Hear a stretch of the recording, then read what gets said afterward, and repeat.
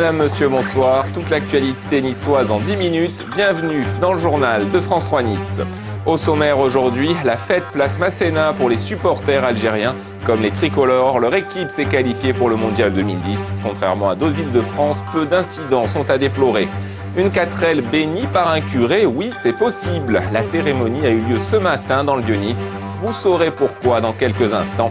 Et puis restez avec nous à la fin de ce journal, les premières images du spectacle du Cirque du Soleil qui fait étape durant 4 jours à Nice. L'événement aujourd'hui, c'est aussi l'arrivée du Beaujolais. Une arrivée fêtée comme il se doit, cité de la Buffa. Depuis plusieurs années, l'arrivée du vin nouveau est l'occasion d'une grande fête. Parmi les convives aujourd'hui, Jacques Saufeur. Cette Marseillaise a fait 200 km. Elle a décalé ses rendez-vous. Elle ne manquerait cette fête pour rien au monde. C'est convivial, ça fait plaisir de revoir les mêmes têtes, d'être accueilli avec le sourire. Et je raterai jamais ça. Voilà, aussi loin que je sois, je descendrai toujours à Nice pour le jour du Beaujolais. Le 3e jeudi de novembre est devenu une institution au marché de la Buffa. L'aventure a commencé en 1997. Quelques copains, un budget de 15 000 francs. Aujourd'hui, ils sont 138 et leur budget avoisine 25 000 €. Ce sont les chevaliers de la Buffa. On va faire déguster à tous les gens qu'on invite et à tous les gens du quartier. C'est ouvert, il n'y a pas d'exclusion, tout le monde peut y venir, c'est complètement ouvert. Près de 1000 personnes ont dégusté ce Beaujolais à la robe myrtille où l'on devine des arômes de framboise. Une structure tout en rondeur pour ce millésime 2009. 800 bouteilles auront été bues, une tonne de ripaille consommée. Un partout contre l'Irlande et voici la France qualifiée pour le mondial 2010. Le but français, très litigieux, à l'origine une main volontaire d'Henry, donne un goût amer à la qualification. C'est peut-être pour cela qu'il y avait très peu de supporters tricolores hier soir dans les rues pour faire la fête. En revanche, les supporters de l'Algérie n'ont pas boudé leur plaisir. C'est en nombre qu'ils se sont rendus place Masséna. Image Jacques Saufeur, montage Thomas Boutet. Scène de liesse hier soir, place Masséna. L'Algérie vient de se qualifier pour le mondial 2010. Ce sera sa 3e participation à la Coupe du Monde après celle de 82 et 86, soit 24 ans d'attente, une éternité pour tout un peuple. La délivrance est venue du Soudan où se jouait le match Algérie-Égypte. Un seul but sera marqué, il est signé Antar Yahya d'une frappe puissante. Au coup de sifflet final, explosion de joie sur le terrain et dans de nombreuses villes de France où les Algériens sortent dans la rue fêter la qualification. À Nice, près de 500 personnes se sont rassemblées place Masséna, encadrées par un important dispositif policier pour éviter tout débordement. Il y avait quand même un nombre important de jeunes qui s'étaient rassemblés sur la place Masséna, mais c'était globalement bon enfant. On a fait un peu attention juste à la fin. Il y a toujours un certain nombre d'individus qui ont tendance à vouloir en découdre avec la police. Quelques provocations, quelques rodéos sur la place, mais au final, le rassemblement se dispersera dans le calme. Contrairement à d'autres villes françaises, Paris, Lyon, Grenoble, Marseille, où de nombreux incidents furent à déplorer. À Nice, le bilan est comparable à une nuit ordinaire. 3 voitures brûlées, une cabine téléphonique endommagée. Il n'y eut aucune interpellation. L'Algérie qui rejoint donc la France parmi les pays qualifiés pour la Coupe du Monde 2010. La France qui peut dire un grand merci à Hugo Lloris. Né et formé à Nice, le gardien de Lyon, 22 ans, a réussi hier soir avec ses mains. Lui, il a le droit, des parades de grande classe, sauvant à plusieurs reprises la France de l'élimination. Quant à l'attaquant de l'OGC Nice, Loïc Rémy, né, lui, à Lyon, il n'a pas été utilisé par Raymond Domenech. Sachez que Loïc Rémy a rejoint dès cet après-midi l'OGC Nice en vue de préparer la rencontre de dimanche en championnat contre Toulouse. À cette occasion, sachez que le club propose un pack de 3 matchs pour le prix de 2. Pour l'achat d'une place pour Nice-Toulouse et Nice-Marseille, le billet pour Nice-Boulogne est offert. C'est à savoir. Le 4L Trophy maintenant, 2 Azuréens seront au départ. Le 4L Trophy est un périple digne des plus grands raids. Paris, le sud marocain en 10 jours. Ce matin, nos 2 pilotes ont décidé de faire bénir leur voiture dans le Vieux-Nice sous le regard de Laurence Badon et Yannick Fournigo. J'ai l'honneur de vous bénir ce matin, tous, et tous mes amis sponsors. Que le Seigneur vous bénisse et vous garde, au nom du Père et du Fils et du Saint-Esprit. Donner et se dépasser, c'est là en résumé l'objectif d'Adrien et d'Alexandre. Ils sont venus devant l'église Sainte-Rita chercher la bénédiction de leur bon pasteur. Ça n'arrive qu'une fois dans sa vie, c'est une occasion très rare et qui fait vraiment très plaisir et qui est vraiment très importante pour nous. Le 4L Trophy pour ces 2 jeunes représente le rêve de leur vie.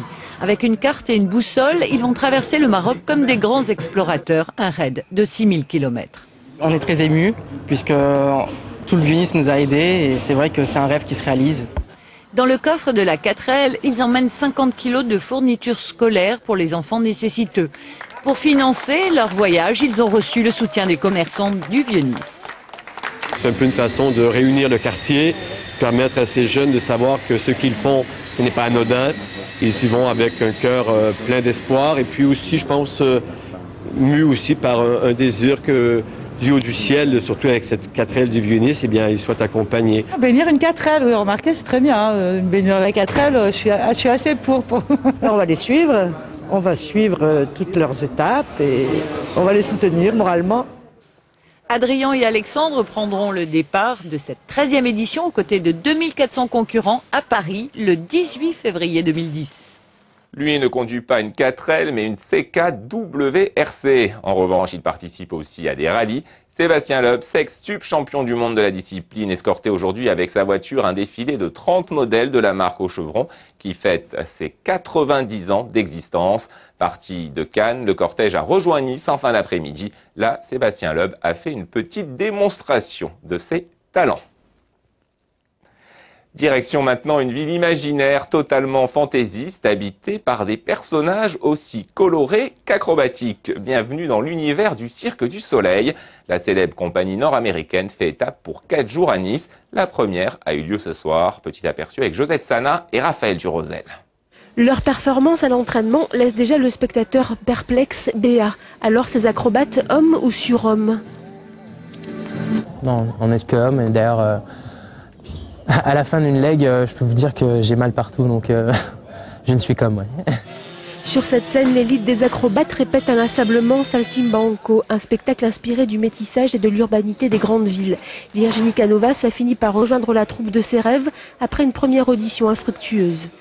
J'ai maigri, je continue à faire de la musculation, j'ai continué à développer tout le côté acrobatique et artistique. Un petit tour par les costumes, près de 2500 pièces toutes uniques et sur mesure.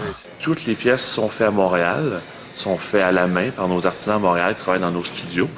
Et tout est peint à la main, tout est coud à la main sur les différents morceaux. À l'image des chaussons que l'on retouche après chaque représentation, rien ici n'est laissé au hasard. La centaine de personnes, athlètes et techniciens, doivent cohabiter le plus agréablement possible. Leur but, continuer à faire rêver et réfléchir leur public à travers un spectacle vu par près de 11 millions de personnes dans le monde.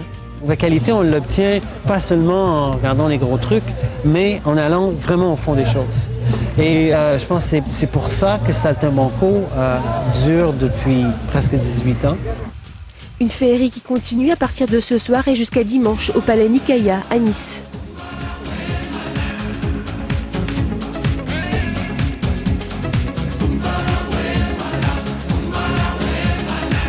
Avant de se quitter, l'emplacement des radars mobiles demain sur Nice, la 6202 à hauteur du Mine le matin, la promenade des Anglais l'après-midi. C'est la fin de cette édition. Tout de suite, la météo de Sophie Deva, suivie du journal Côte d'Azur. N'oubliez pas de nous envoyer vos photos de Nice. Les plus beaux clichés serviront à illustrer notre générique. N'hésitez pas. Très belle soirée. À demain.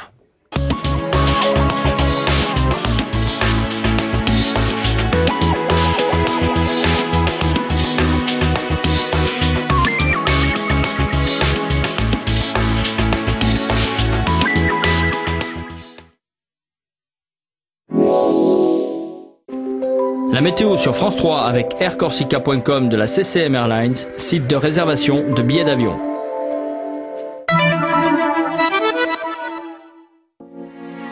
Les pressions restent toujours très élevées, le bel automne se poursuit sous un soleil dominant.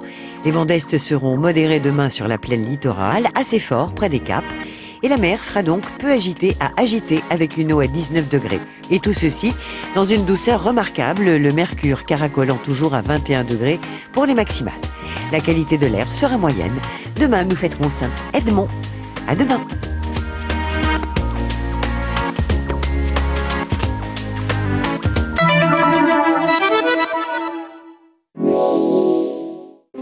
C'était la météo sur France 3 avec aircorsica.com de la CCM Airlines, site de réservation de billets d'avion.